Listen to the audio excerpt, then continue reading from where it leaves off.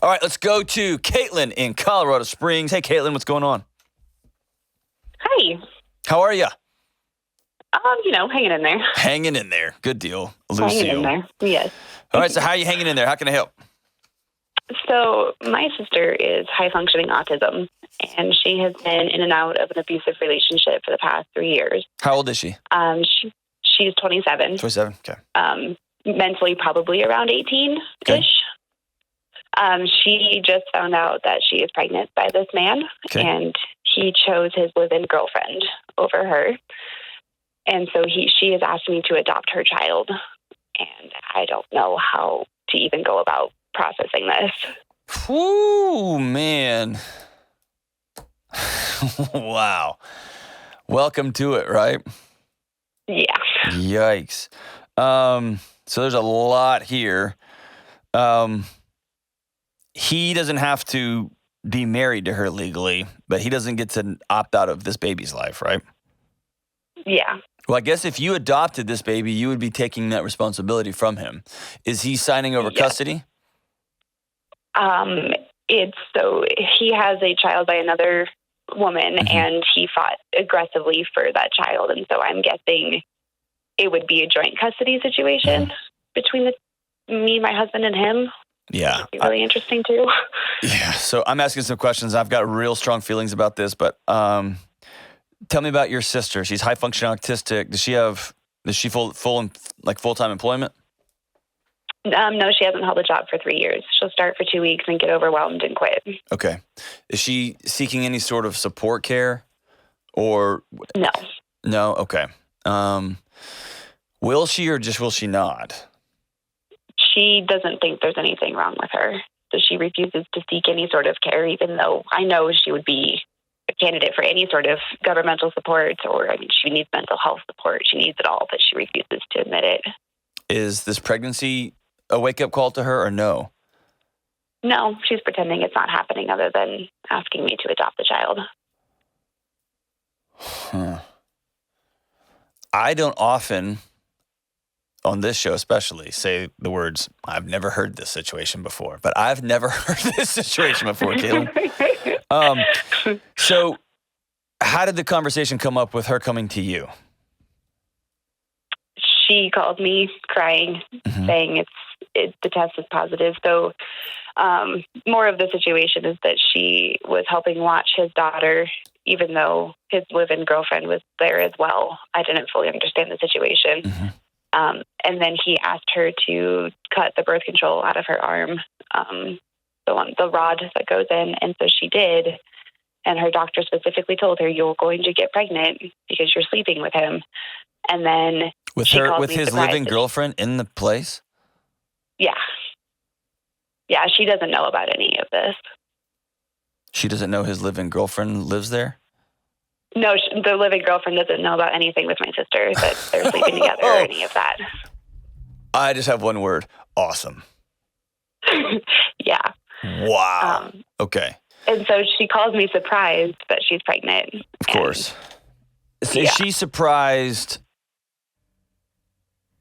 cognitively? Like, is this a surprise to her, or is she surprised that she got caught? You know what I mean? That she got caught. Is her cognitive capacity one that she is unable to put 1 + 1 = 2? That if I cut this birth control out of my arm and I have unprotected sex with this guy, I'm going to get pregnant.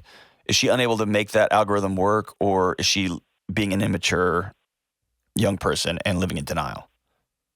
I think it's more of the denial. Okay. How old are you?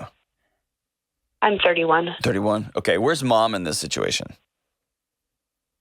She's done. She's so tired of dealing with my sister. Okay. My dad too. Yeah. Okay. Can your sister hear a family conversation? Probably not, no. Okay.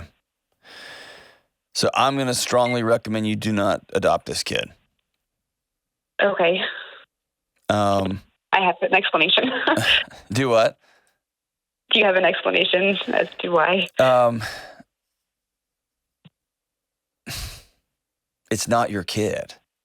And I say that meaning it's his kid. And I've never heard of a joint custody where he doesn't really want to have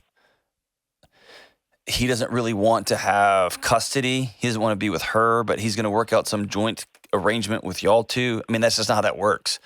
If you adopt this kid, he signs off that he's out. She signs off that she's out, and this is y'all's kid. And then you have a sister with mental health challenges that are, I mean, here's the thing. A hurricane landed in your home, and y'all got to deal with it. Correct? But sort of, because it's her home. And my guess is y'all have been cleaning up this. You say your parents are just tired. I heard it in your voice. It wasn't just words. Like they are exhausted. And they've been dealing with this forever. And here it is. Now it's grandkid time. Now it's niece or nephew time for you. And if he came, everybody has to have a grown-up conversation. What's got to happen. And if he was to say, I will sign this child over, I don't want this kid, I don't want anything to do with this kid, and she said, I'm going to sign this over, and I'm going to move in with you guys for the next 7 months and deal with this, then that's another thing. And then maybe you and your husband are the most altruistic, extraordinary people on the planet. You adopt this kid, and she's got some sort of peripheral relationship, but y'all hold boundaries, and it's just going to be a tough road to hoe for the next 20 years. And that may be a very realistic reality for you. But there's no such thing as a joint custody where you adopt a kid, but dad's involved. And like, there's no three-way custody kind of thing. It's his baby. Yeah. Okay. Yeah. And so what I would do is call him. Do you have a relationship with him? Can you talk to him? I have his number. I've met him a few times. It'd anger her to no end if I contacted him without her knowledge.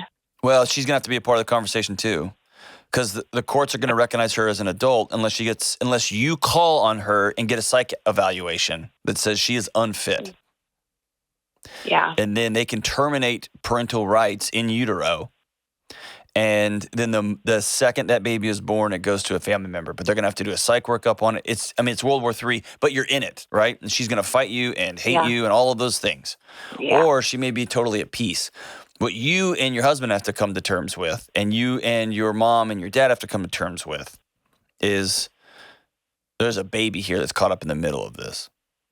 Yeah. And you've got your exhaustion with your sister, your anger with your sister. We've been telling her this for 30 years with your sister. And that's on one side of the equation. The other side is there's a baby here. And my guess is the fact that you're calling me, you're not the kind of person just to let that ride. You know what I mean? Right, exactly. Do you want to adopt this kid? I mean, I have two of my own, and we were done. And now that there's this infant out there that didn't do any of this, like, I can't just let it go into foster care or with this dad that is an abusive man. Like, I have this savior complex, I think, honestly. Sure. Well, there's savior complex, and then there's that baby needs a home. And those are two different things. You grew up in the home of a sister with special needs. So everyone who grows up in the home of a kid with special needs is either all the way out or they are looking for people to help. You get to see a ringside seat to an empathetic life, right? So you're there. Here's the only way I see this thing playing out. You have to sit down with her and with him and say, she's pregnant, we will take this baby, but everybody signs off. Okay. And you got to go with an attorney and through court and get it all documented out that he doesn't loop back on you, and he probably still will loop back on you. She will loop back on you. Just know you're in it.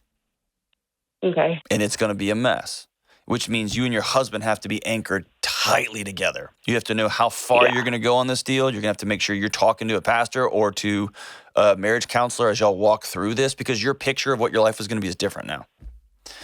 Yeah. And my gut tells me you've always known something like this was coming. Or you've always had in the back of your head, she'll move in with us at some point, or we're going to have to deal. Like, you've always had that back there. Is that fair? Yeah, it was something, drugs or something. We knew something was going to happen. Right. Yeah. And that's where we are. And so what this situation desperately needs is 1 or 2 or 3 or 4 strong adults who are going to cut through she's not going to like me, she's going to be mad at me, I don't care. Now there's a baby involved. My niece or my nephew's involved. And your parents are tired, sorry. I get that, but we're all in it now. And I know this guy's a complete and total scumbag, but it's his kid. Yeah. And if he wants to say this is my baby, he gets to do that legally. And that's gonna be something that y'all gonna have to grieve together until you know about abuse and whatnot. And then you're gonna file on him, and then you'll end up with this child anyway, right? Right. Yep. Yeah. I think that's what I'm trying to avoid in the situation too, if I can, is to not have to go in and rescue a horrible situation. Right. I'm so sorry you're in the middle of this, Caitlin. Yeah, it's rough. It's new too, fresh, Yeah. How far along is your sister? 6 weeks. Okay. 6 weeks? Yeah. Okay. Yeah. So you've been down this road. There's a lot that can happen between now and, 8.5 months from now, 9 months from now. Yeah. Yeah, it definitely can. So here's what does your sister live around y'all? About an hour away. Okay. Is she open to coffee meetings? Is she open to dinner with you once a week or something like that? Or is that impossible? No, she is. Yeah, she's really involved in my kid's life. Like, she's great as a nanny and a babysitter, just not as a parent. Okay. So she's very involved in our lives. So it sounds like she's high functioning and really smart and is really loving and can turn it down when it is convenient. Is that fair? Or is that Yeah. Am I not being kind? No, it's true. She can. It's just when she decides to, and if she doesn't allow the consistent, I don't really know how to describe it other than, like, if you see a non-high functioning autism person like rocking in the corner, that's kind of what happens in her mind when she gets overwhelmed by a decision. Okay. She just can't settle. Okay. And when you walk alongside her, is she able to stay anchored a little bit? A little. Okay. But then she also needs someone to tell her what needs to happen. Okay. That's where I was actually aiming, which is you and your husband sit down and say, what are our boundaries here? How far will we go? What will we do? And that will be everything from, will she move in with us when she's 3 months pregnant and for the next 6 months? Or will we financially support this pregnancy, or and her nutrition and are you going to go with her on her OBGYN visits? I mean, how far are we going to go here? And make sure y'all write that down. We are on the same page, you and me. And give each other permission to shift. He may come to you a couple of weeks from now and say, I just can't do it. Or come to you a few weeks from now and say, we're gonna go to hell and back to get this kid. Right? Whatever that. I mean, y'all may change as you go. Right? And then write down how you're gonna support and love her. Not fix it and solve this problem. This problem is I mean, this is what this is. But letting her know, I'm gonna love you through this, and handing her a sheet of paper that says, here's how I'm gonna support you. I'm gonna come to your doctor visits. You're welcome at my house at any time. If I'm going to adopt this baby, this is what this will look like. If I see that you're doing drugs, I'm going to call the police. I'm going to call Child Protective Services immediately. Okay. And that may freak her out. But I want her to hold a piece of paper that says, here, and maybe the title of it is, here's how Big Sister's going to love you. Yeah, okay. And you've been through 2 of these, and make sure that, what I mean, it can set up as a very caring next step. And be really direct with her about, I know that we all both know that when things get hard, you shut down. And so when we start to shut down, here's what we're going to do. And I'm going to be there for you, or I'm not going to be there for whatever your boundaries are. And then you need to let her know that we're going to have to, if you want me to adopt this baby. And again, she may have just found out and freaked out and told you that. And then a month from now, she's going to want to raise this kid. So the option to adopt this child, maybe 0, maybe none. You never know, right? But it's boundaries, direct conversation, and all of this ends up with a conversation with the 4 of you, him, her, and you and your husband, if this adoption is going to actually go through. Whew, that baby's lucky to have you. Your sister's lucky to have you. And I know that loving and being connected to somebody who has cognitive challenges, who has atypical